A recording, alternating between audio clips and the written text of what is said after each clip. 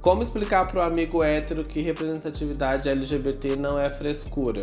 É só falar com ele assim, olha, simples, se você beijar alguém na rua, alguém vai te ameaçar? Provavelmente não. Mas se eu fizer isso, existe a possibilidade disso acontecer.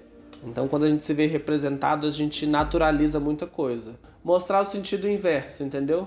E se fosse com você? Você ia gostar? Olá pessoal, eu sou o João Luiz, sou professor e agora apresentador. Estou aqui a convite do Quebrando a Tabu para ler alguns comentários, então vamos ver o que o pessoal tá falando aí na internet. E professor nem ganha tão mal assim, ainda mais podendo ter 2 matrículas. Eu não entendi muito bem o que ele quis dizer, na verdade.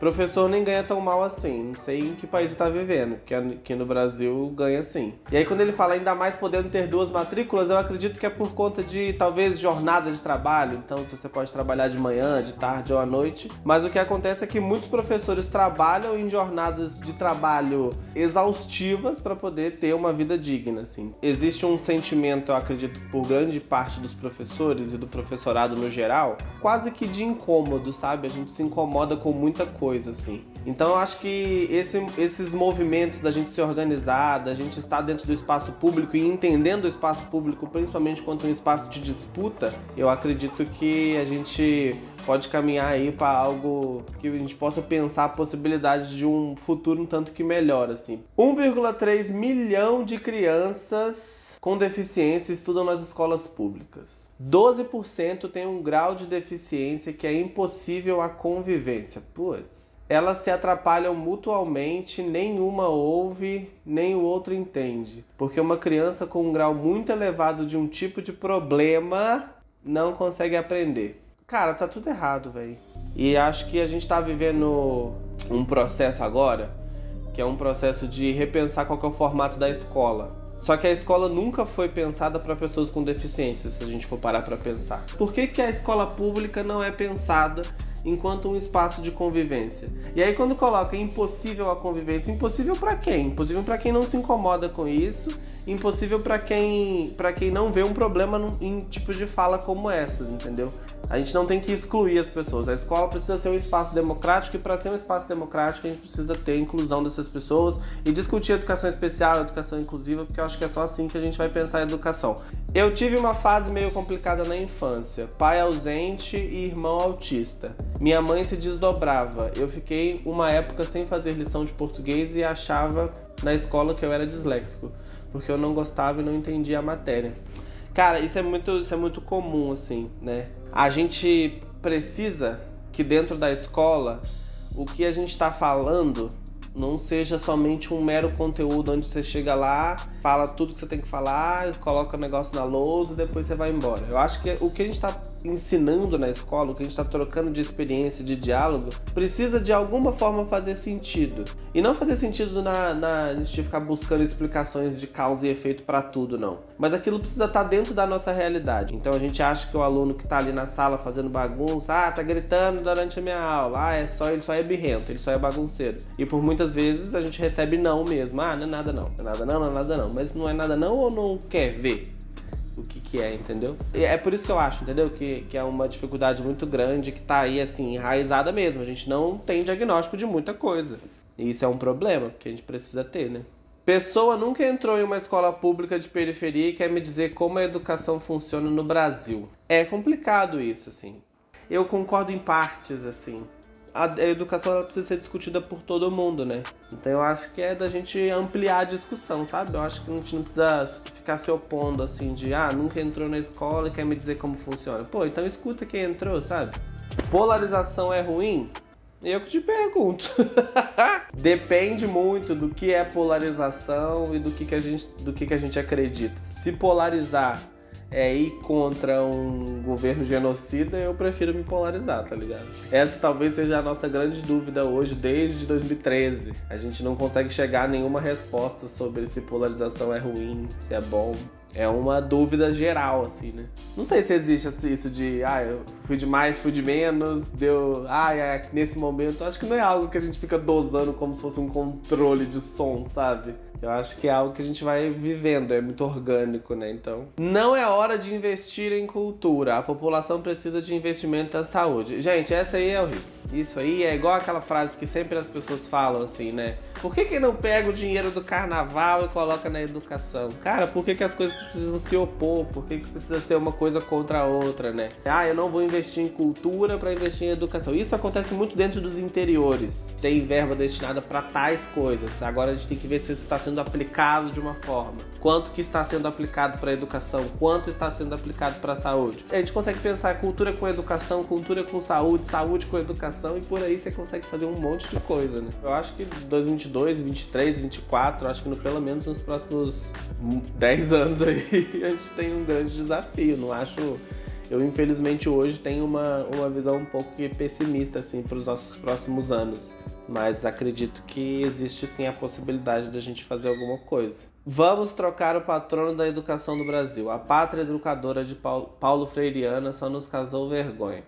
O que a gente tem aí, né? A gente tem aí duas frases que exalam um conservadorismo absurdo, assim. O que a gente percebe é que o fato da figura de Paulo Freire ter sido tão atacada nos últimos tempos significa que é uma figura que incomoda, é uma figura que gera, de certa forma, um desconforto em muita gente. E por que gera esse desconforto? Porque é Paulo Freire que vai pensar uma educação crítica, que vai formar pessoas críticas, uma educação política de fato. Ela tira da zona de conforto muita gente. E por que causa vergonha? Causa vergonha porque essa pessoa não está preparada para se deslocar. E essa ideia de que o professor não é o detentor do conhecimento, para mim, é algo muito potente. Sozinho a gente não sabe nada. A gente sabe compartilhando das nossas vivências, da nossa experiência e do diálogo. Eu acho que o diálogo ele é capaz de ensinar e de aprender muita coisa, sabe? Não, cara, mas a pessoa trabalhar na educação no Brasil e querer defender o Bolso é de lascar. É, minha filha, é de lascar mesmo. O presidente hoje é uma figura que não tá pensando a educação e nem outros serviços básicos, não, como algo essencial. Na verdade, o que a gente vê são vários discursos que cada vez mais tentam desviar o foco do que está acontecendo no nosso país. É uma cortina zona de fumaça que vai sempre passando, aí cria outra, e enquanto isso a gente está vendo negligência na educação, na saúde, na segurança pública, sabe? Então, assim, é de lascar mesmo, é de lascar porque parece que não tá vivendo a mesma realidade que a maioria dos professores do Brasil, assim. Espero que essa galera da inclusão e representatividade e a frescura toda use o pronome neutro na redação do Enem. Confiem no potencial de vocês. Quem é a galera da inclusão e representatividade, né? São uma galera que por muito tempo não se viu representada em diversos lugares, na mídia, na TV, nos livros, nos cenários políticos. Então, assim, tem um problema aí. Não sei se só eu tô percebendo isso, assim. E sobre essa utilização do pronome, né? É algo que vem sempre pipocando aí dentro das redes sociais, mas uma coisa que a gente precisa entender é que a língua portuguesa, como a maioria das línguas, é fluido, gente. A gente vai mudando. Você fala vós-me-se até hoje? Não, a gente fala você, a gente fala se, a gente fala o se. Então, se existem pessoas que vão viver essa língua e para viver isso utilizando o pronome, que utilize, entendeu? Me frustra não ter tido direito à minha história, só apagaram a gente. Não faço ideia da história dos meus ancestrais, qual parte da África eles vieram, qual pensamento de mundo eles tinham, quem foram. Só especulo que sou da 5ª geração livre da escravidão e só não sei nada. Ou, isso é muito forte, porque o que acontece? Você pode pegar um monte de gente e aí você vira pra pessoa e fala assim: minha família é de italianos, minha família é de português, minha família é de espanhol. A escravidão fez com que a gente entendesse que a gente não tem história.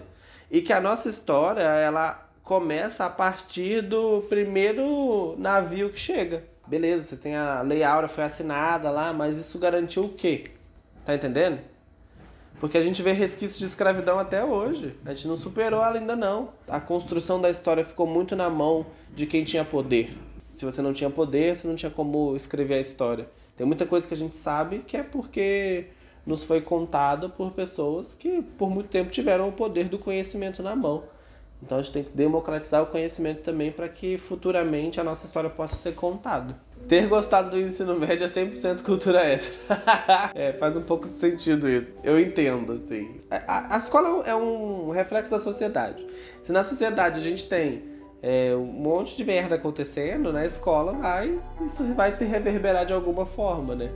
E eu tenho vários amigos, vários conhecidos meus que são LGBTs que tiveram experiências escolares um tanto que traumáticas mesmo, assim, sabe? De violência psicológica. Então, assim, é complicado. Qual vai ser a grande discussão do próximo BBB? Ih, minha filha, faço ideia. Esse programa é muito louco, assim. E ele vai acontecer lá dentro o que é reflexo da sociedade. Não tem jeito. É só se você colocar pessoas que possuem trajetórias de vida muito parecidas. Aí as discussões vão ser mais pela convivência. Agora, se você tem pessoas que vieram de trajetórias muito particulares dentro de uma casa, vão ser discussões que vão estar aí se motivando dentro disso tudo, assim. Então, tem pano pra manga pra acontecer, porque tem muita coisa acontecendo. Certeza que o João Luiz fuma maconha. O jeitinho que ele pega no cigarro. É porque eu fumo cigarro de palha, gente. Cigarro de palha, ele vai ficando menorzinho, né? Eu não queria desperdiçar, porque era contado, né? O tanto que a gente ganhava. Acho que eu nunca tive vontade também, sabe? Mas não foi nada foi nada por medo. Acho que é porque eu nunca tive tesão mesmo, sabe? Eu acho que a gente precisa ter, assim, pra poder fazer as coisas, então. Todo mundo tem oportunidade, só basta querer. Às vezes a gente tem pessoas que tiveram trajetórias de vida que são, né, dentro da vulnerabilidade, que conseguem algum tipo de sucesso na vida. E aí acho que tem um problema que às vezes a gente pensa, pelo fato de eu ter conseguido, que todo mundo consegue. Mas não é assim que funcionam as coisas, né? Por que cursos de medicina por muito tempo foram majoritariamente brancos? Não é por falta de interesse de gente preta querer virar médico, não. Se todo mundo tivesse a oportunidade, a gente veria ambientes acadêmicos, políticos, educacionais muito mais democratizados e diversos do que a gente tem hoje. O que a gente vê dentro do nosso cenário hoje é uma política dominada por homens brancos, em sua maioria heterossexuais. Então, assim, se você vive numa realidade onde todo mundo consegue, você vai realmente pensar que todo mundo consegue. João, você é um ser humano incrível. Várias e várias vezes você se provou uma pessoa empática, educada, leal, coerente. Só elogios a você. E o seu black é lindo demais. João, você é incrível. Eu fico muito feliz. Eu acho que é muito do que... O público me conheceu desse jeito, né? Me conheceu dentro de um reality show que é o maior reality show do país. Então eu queria realmente demonstrar a pessoa que eu sou no meu dia a dia, assim, mas você tinha que ter feito isso, você tinha que ter feito aquilo, você fez isso, você foi aquilo, mas aí não seria eu, né? Vocês queriam ver eu ou vocês queriam ver uma versão editada pra televisão? Então, assim, tem uma coisa que eu quero muito dividir, que é o seguinte: eu tenho visto muita gente achando que a pandemia acabou, que a gente superou ela. Não, eu acho que a gente tá, assim, caminhando pra uma possibilidade melhor. A gente consegue... Eu, por exemplo, já tô com minhas 2 doses, mas a gente tem que ter ainda esse sentimento de que não acabou, de que a gente ainda tá vivendo isso e que as pessoas ainda estão morrendo, sabe? Então, é isso, pra gente se cuidar.